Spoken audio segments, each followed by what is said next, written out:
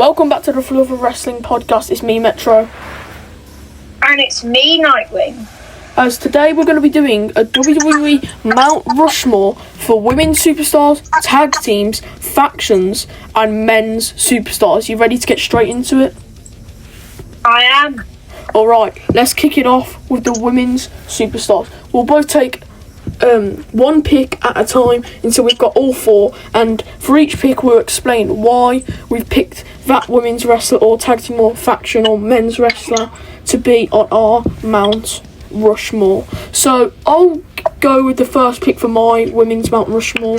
I've got to go with Charlotte Flair because she has won the Rumble twice, the only women's wrestler who has, and she's also won the championship 14 times. So I'm going with Charlotte Flair. Alright, for me, this is, I think, an underrated one. I'm going to say Sol Ruka because I like her skill in NXT. I think she's a future star, so I think she has to go on my Mount Rushmore because, she's absolutely amazing. Okay, so my second pick for my women's Mount Rushmore, probably on everyone's one.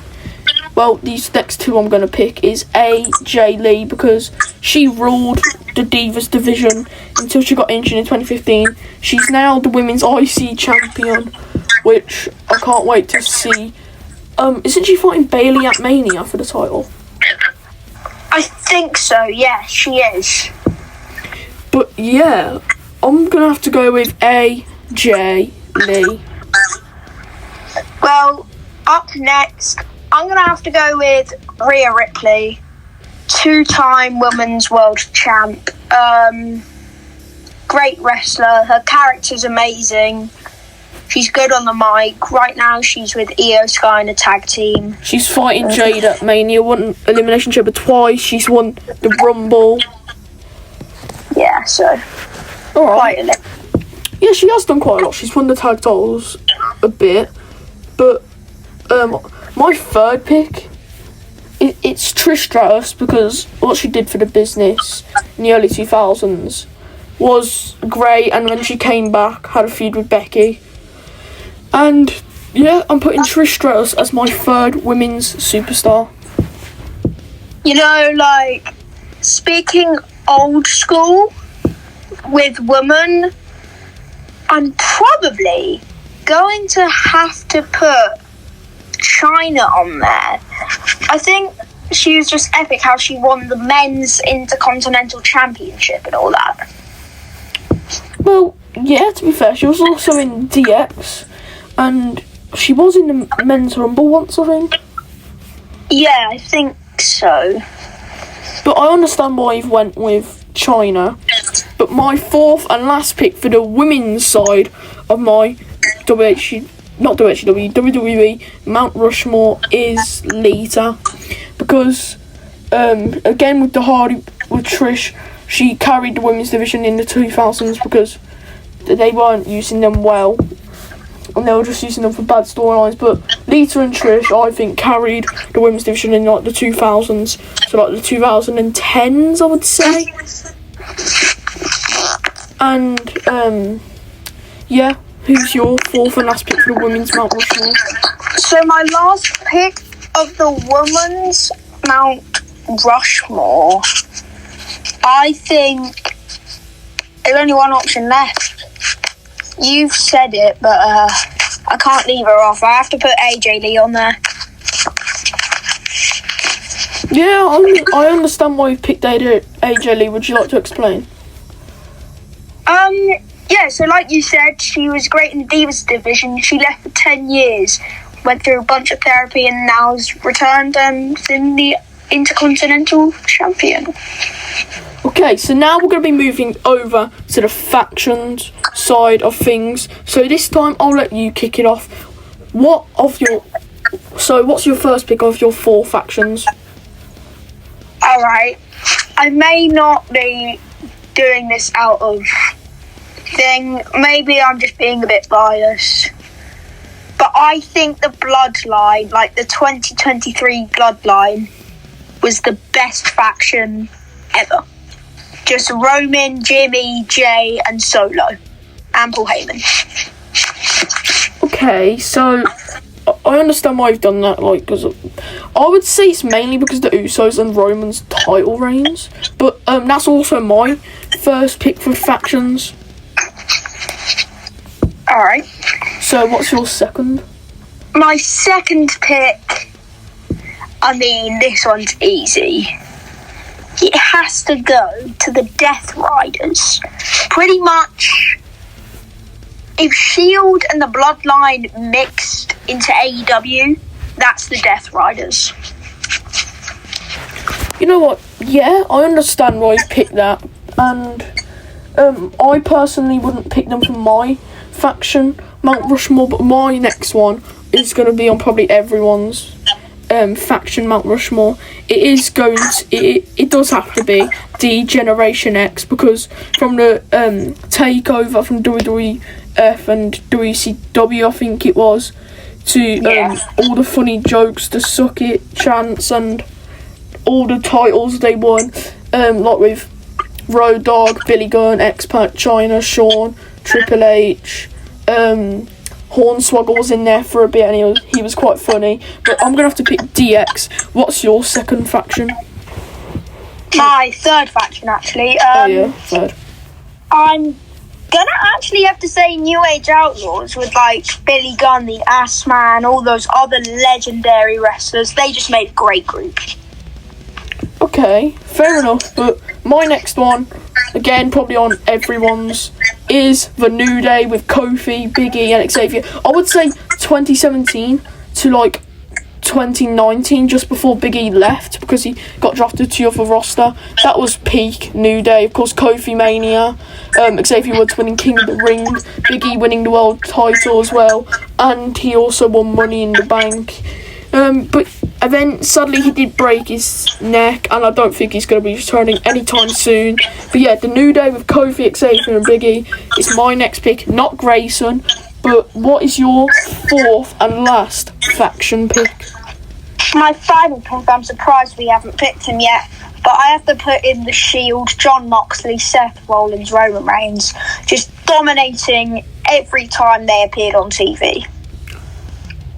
Oh, I'm stuck between two, which is the Judgment Day and the Shield. Like, if, let's say, so the Shield only had 3 members, and they only won the US title and the tag titles, but they were dominant as well. They have won the, Roman won the World Championship in their reunion.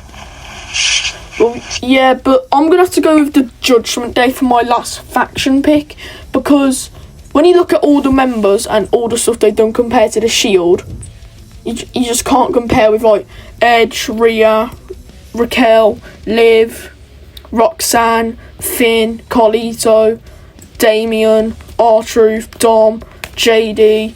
But yeah, I'm just going to have to go with the Judgment Day, because they've won Money in the Bank. Altogether, they've won Money in the Bank. You've got a first-class Hall of Famer in Edge, and 2 legends on comedy, and just legends in general, Carlito and R-Truth. But yeah, I'm going to have to go Judgment Day, because they won Rumbles, Money in the Bank, World titles, Mid-Card titles, Tag titles, one of the longest tag title reigns, multiple, and they had the undisputed tag titles, the Raw and SmackDown tag titles for a bit. But yeah, I'm going to have to go Judgment Day. I would say 2023 to just before SummerSlam 2024. But now we're going to be moving into tag teams, and I know this is going to be hard for a lot of people. So you've got like the Hardys, Usos, DX with Shawn and Triple H, New Age Outlaws with Road Dogg and Billy Gunn, Dudley Boys, and, well, more tag teams. But who is your first pick for the tag team Mount Rushmore? You know, I'm going to get a lot of hate for this, and I know it, but I just found them really funny and entertaining. I'm going to have to say Rick Boogs and Shinsuke Nakamura. I just found them incredibly entertaining. Okay, I would never pick that. Never. Because Rick Boogs has basically done nothing. It's all because of Shinsuke winning the Rumble, IC Champ, King of the Ring. Yeah. But I just love them. I'm going to go with Team 3D or the Dudley Boys, Bubba Ray Dudley and Devon Dudley. Get the tables. You also had Spike Dudley. You had Linda McMahon, who got put through a table, I think, once. And their TLC matches with Edge and Christian and the Hardys, they were just phenomenal matches. But yeah, I'm going to have to go with the Dudley Boys. Who's your second pick? Before we get into that, did you just say Linda McMahon? Who was that old woman they put through the table? I'm pretty sure her first name was Mariah. Well, because I know her second name was May. Well, whoever it was. Yeah. Well, anyways, my second pick, once again, very unpopular. Like, very, very, very unpopular. Like, when this was a one-time tag team as well. When Randy Orton and John Cena had to team up, even though they were WrestleMania opponents, against the entire Raw roster, I just think they were a great tag team. I have to put them up there. Okay, another one I would never consider, but as I was saying with the Dudley Boys, with Edge and Christian and the Hardys, I'm going to have to put the Hardy Boys, Jeff and Matt Hardy. I think Jeff, like, in top three, or like the best high flyer in WWE and wrestling overall. But yeah, Matt and Jeff Hardy is my second Mount Rushmore tag team. And who is your third? My third, this is a reasonable one now. I'm going to put the Usos on there, because come on. Like, if you go back, watch their matches, they were peak in like 2023 time when they were still in Bloodline. I actually saw them in the first time I went to a wrestling show, and I was like, wow. So they have a thing with me. They're about there. Okay, so my third tag team, again with that TLC, is Edge and Christian. The chemistry they have together, the history. They're both two great superstars. If they ever come back to WWE, they are first ballot Hall of Famers in the WWE Hall of Fame. I love them. They were extremely funny. The Edge and Lita stuff in the Attitude Era we don't talk about. But yeah, I'm going with Edge and Christian. Who is your last tag team? My last tag team. Oh, this is hard. I'm stuck between two. I'm stuck between three. I'm stuck between the Hardys, the Dudleys, and the what was their name again? I forgot their name. AJ Styles and Luke Gallows. What was their name again? What, the OC? That's sort of a faction. Well, yeah, that's fair. Okay, putting the Hardys in there. Alright. But my last tag team, to be honest, another one probably everyone has on there, Undertaker and Kane, the Brothers of Destruction. The history they have as solo stars, the history they have as a tag team, it's great. They also had the Ministry of Darkness with like Vince McMahon and all that. But yeah, I'm gonna have to go with the Brothers of Destruction, as now we're moving on to our last Mount Rushmore for WWE that we're doing, which is men's solo superstars. They could have been in a tag team before, but just them by themselves. You can also include like the tag titles, but I'm going to go first. I'm going to have to say, well, I've sort of just said him. I'm going to have to say Undertaker, because he's a great superstar. The streak, no one will ever have a long reign for Mania matches like that again. He won Rumbles, World titles, Tag titles, US, IC, the American Badass, the Dead Man, the Phenom, from his Boneyard match with AJ, like when Brock ended the streak. This is probably one for most WWE fans. But But yeah, I'm going with The Undertaker. Who's your first pick?